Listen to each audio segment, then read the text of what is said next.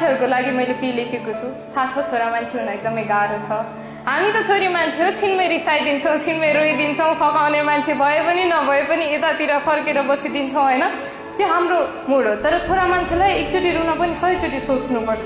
कहाँ रुँदैछु, मान्छेको अगाडि होस्, भिडमा छु कि अलिकति न्याउरो देखेको छु कि, जस्तो सुकै अवस्था होस् हाँसेर गुज्रिनुपर्छ। यहाँ यतिजना हुनुहुन्छ, उता हुनुहुन्छ। This is for all of you. यो चाहिँ मैले लेखेको एउटा पोएट्री, छोरा मान्छे। छोरा मान्छे सुन न, आज मनैदेखि एउटा कुरा भन्छु नि ल, जिन्दगीको यात्रामा तिम्रो सहयात्री बन्छु नि ल। थाहा छ तिमी छोरा मान्छे हौ, परिवारको जिम्मेवारीले तिम्रो काँध दबिएको छ, उमेरसँगै नयाँ जिम्मेवारीहरू थपिएको छ। तर तिमी हिम्मत नहार्नु ल, अरूको खुसीको लागि आफ्नो खुसी अलपत्र नपार्नु ल, सबैको रहर पूरा गर्न आफ्नै रहर नमार्नु ल। जिम्मेवारीले दबिएको तिम्रो कामलाई सहारा काँध म देउला नि, तिमी हात दिनु साथ म देउला नि, तिमी रुँदा तिम्रो आँसु पुछिदेउला नि, तिमी भनेर त हेर म सबै कुरा बुझिदेउला नि।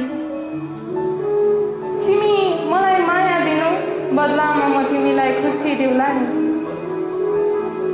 दिनभरिको थकानले ज्यान भारी हुँदा त्यो शिर मेरो काखमा राखी निदाउनु है, पीडाले त्यो मन भक्कानिदा मलाई अँगालो हालेर रुनु ल।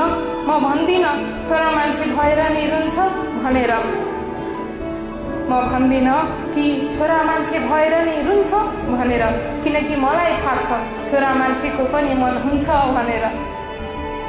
तिमी सुनाउँछौ सानातिना कामले मेरो खुट्टा गलेका कुरा, तर कहिल्यै सुनाएनौ पीडाले त्यो मन जलेका कुरा।